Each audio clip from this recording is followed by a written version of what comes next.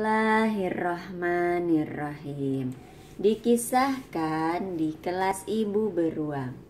Bu Bara, siapa yang akan membacakan cerita kali ini?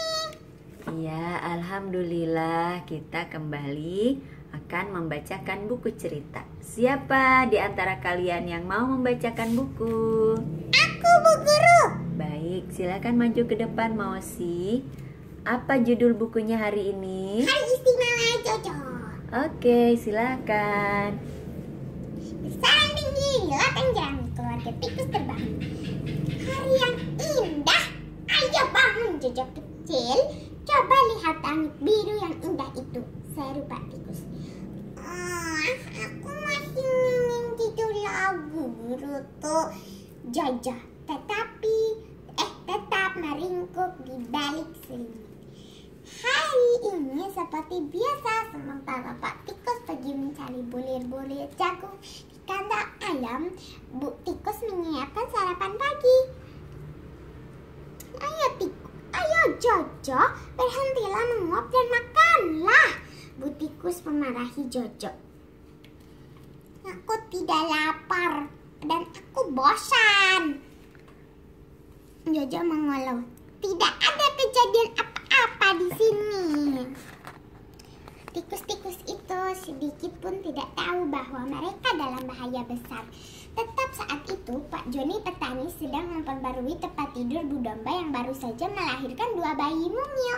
Ia hendak menyorongkan garpu ke rumputnya ke tumpukan jerami tempat keluarga tikus tinggal.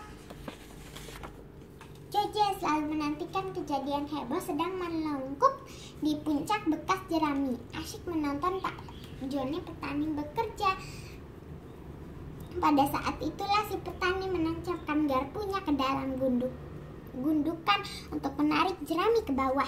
Terlambat! Jojo kurang cepat melarikan diri. Ia berusaha berpegangan pada setangkai jerami, namun ia malah terlempar ke udara dan meluncur menuju ke palungan tempat minum. Wah, terjunnya hebat juga. Jojo terjun dengan kepala lebih dulu dalam palungan. Di bawah hidung anak sapi yang sangat takjub melihat tikus jatuh dari langit. Si kecil Jojo berjuang balik di dalam air karena ia belum belajar berenang. Tolong aku! Tiba-tiba ia melihat sepentuk urut besar menghampiri, menangkap ekornya dan mengangkatnya keluar dari air. Anak sapi itu menyelamatkannya. Ya, rupanya sadar si tikus kecil pasti jatuh dari loteng jerami dan mencoba menaikinya kembali ke orang tuanya. Pak Tikus yang kembali dari kandang ayam segera mengetahui apa yang terjadi dan memutuskan bertindak cepat. Cepat, turunkan selendang itu supaya Jojo bisa berpegangan padanya. Jojo yang gemetar dari kepala sampai kaki bergantung sekuat tenaga pada potongan kain itu.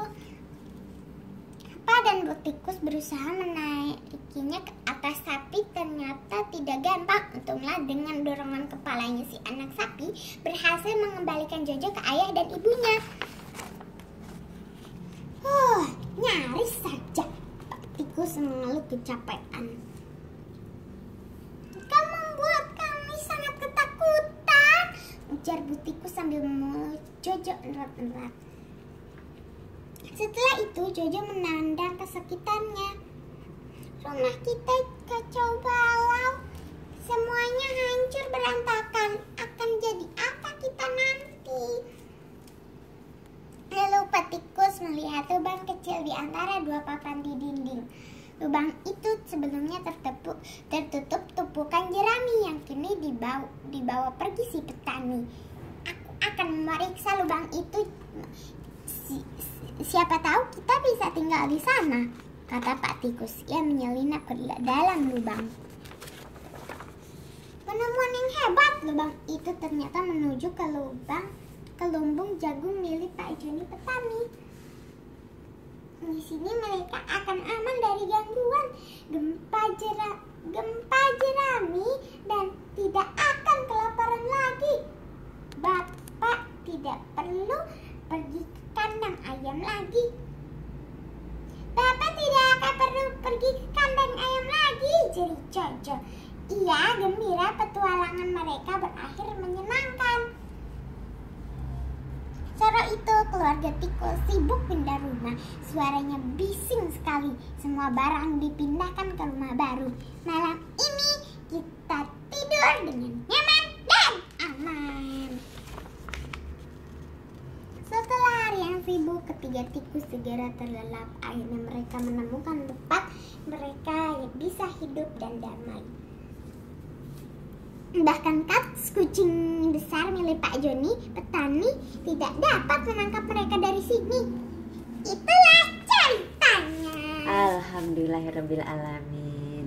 Nah, demikianlah anak-anak tadi kisah hari istimewa Jojo, sang tikus kecil yang bermain ya. Pergi bermain, kemudian dia tadi jatuh masuk ke tempat penampungan air, tempat minum binatang-binatang ternak milik Pak Joni petani. Nah, dari cerita tadi, coba apa hikmah yang bisa diambil? Yang pertama, kita harus menuruti nasihat Orang tua. betul, kita harus menuruti nasihat orang tua. Kalau kita bermain tidak boleh jauh-jauh dari rumah, terus tidak boleh nakal. Akibatnya seperti yang dialami Jojo tadi ya. Untung saja teman-temannya baik. Tadi ditolong sama siapa Jojo? Sama orang tua.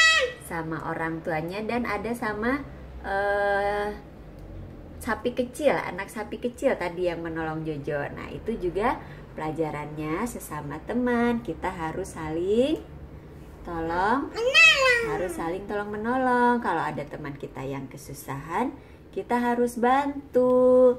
Nah, kemudian tadi juga dikisahkan bapaknya Jojo ya, Pak Tikus itu dia rajin bekerja.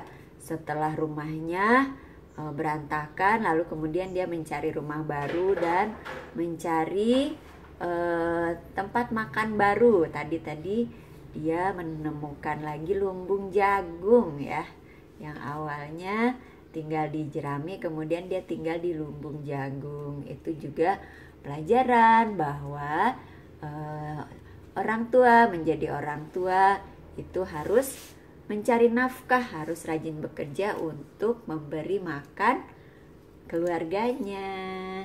Orang tua bapak yang wajib. Iya betul, yang wajib mencari nafkah adalah bapak, dan ibu tinggal di rumah mendidik, merawat, dan membesarkan anak-anaknya. Aku nanti akan jadi ibu pas udah besar. Aku akan menjaga anak Bani. Masya Allah, alhamdulillah. Nah, demikianlah pelajaran kita kali ini. Assalamualaikum warahmatullahi wabarakatuh.